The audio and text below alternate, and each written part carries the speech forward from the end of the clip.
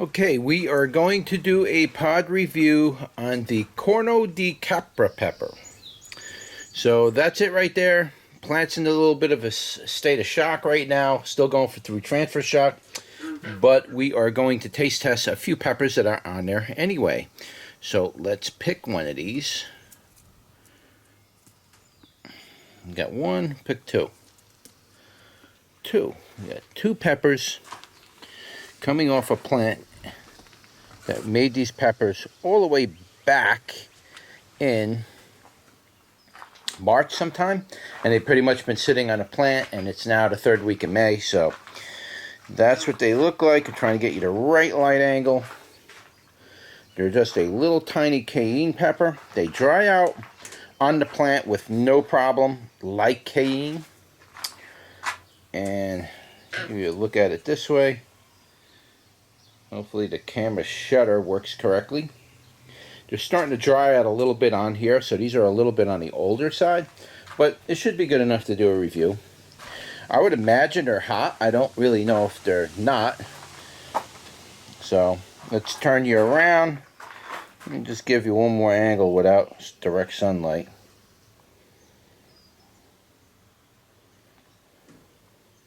Can't tell what's showing up in the camera. Alright, so let's turn you around and do a taste test. Alright, what's up guys? Here we are doing a taste test on the Corno di Capra pepper. I would imagine that's Spanish to some degree, but don't know if it's from South America or Spain. I'm not really sure. I have to look up the information on the internet. Unfortunately, the company I got the seeds from is no longer in business, or they changed their name, and I can't find anything about this pepper. So here it is, and it's a nice little pepper. It's probably going to be a hot one, so let's take a bite off that and see what it tastes like. There's heat on it.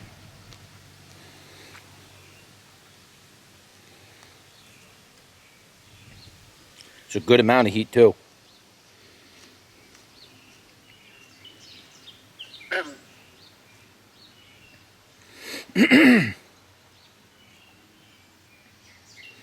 This thing has definitely got some heat on it. Wow. I'm gonna sneeze. This is one of those peppers that get you right in the nasal. Wow. This thing's got some heat on it, man. Whew. Might just be that it's early in the morning for me, but wow, this thing's got some heat on it. I feel it cooking. It's burning my whole mouth. My sinuses are a little bit itchy on the inside of the sinuses, which it normally never does that. They feel like they want to run, so I may have to blow my nose. Ooh, that's hot, that thing. Wow. Didn't expect that. Not that hot. Figured it'd be like a cayenne. Let me try to describe the heat. I'll try to describe the flavor if I could.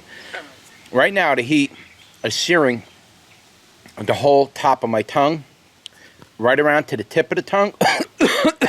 Not the back of the throat, really. I didn't get hiccups from it, so it ain't that hot. It's just the type of heat that it is. It's really direct and strong. It's making my mouth water. My eyes are getting a little watery. My nose is runny. Oh, boy, that was pretty direct. Gets all your fluids running. The heat is like a top burn on the tongue, no burn in the stomach or anything like that. A little bit warm in the back of the throat, but not like pounding.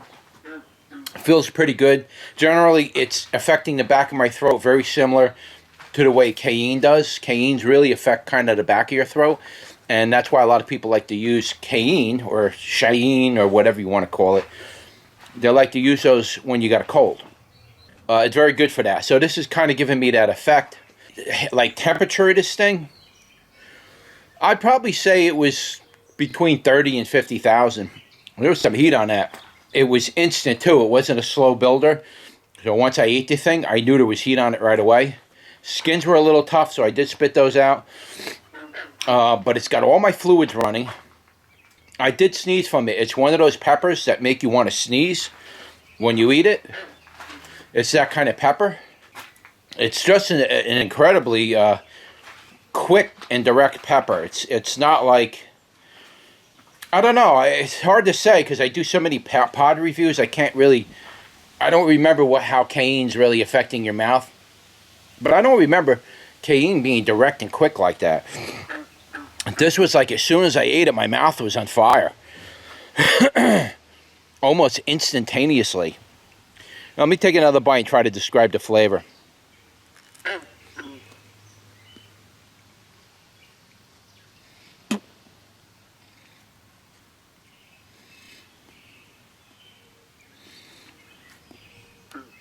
It's got a cayenne type flavor to it. I would imagine this is a chinense. But it's got a cayenne type flavor.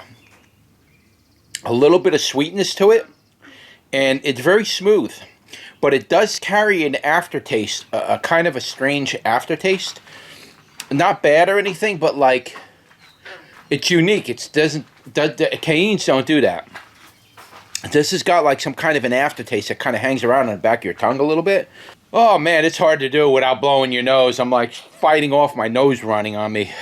Like, you know, anything mucusy that's in my throat all wants to come out now because it loosened everything up, including my sinuses. Oh, ooh, that was strong, that heat. That little thing had some kick on it. Probably later in the year it won't be as bad once I really start warming up with eating a lot of hot peppers. But early in the year like now, it's pretty strong. Anyway, the flavor is very nice. This is the kind of pepper you'd want to dry out and store it that way.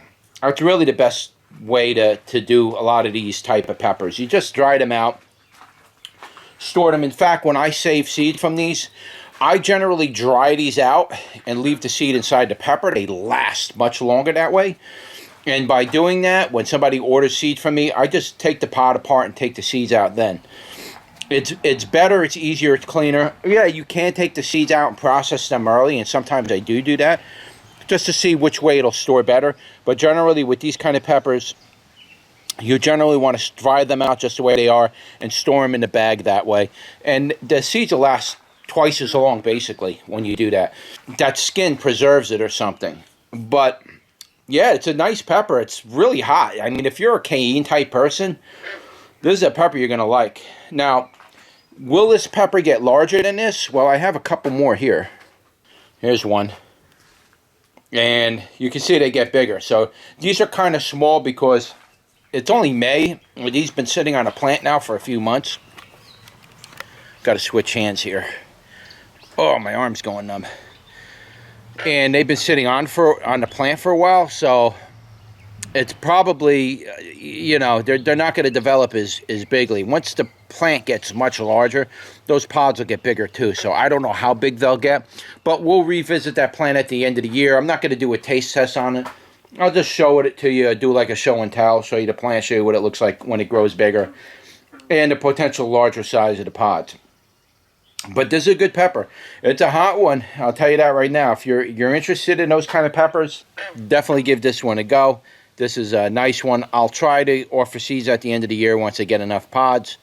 I got some peppers now, but I'm not going to offer seeds from those. I'm going to try regrowing them and see how they grow under, you know, direct sunlight, because these are coming out of indoor grow, which we're growing under 90 watts of fluorescent lighting, and they really went through a lot of transfer shock. So anyway, that was it. That's your pod review for the Corno di Capra pepper.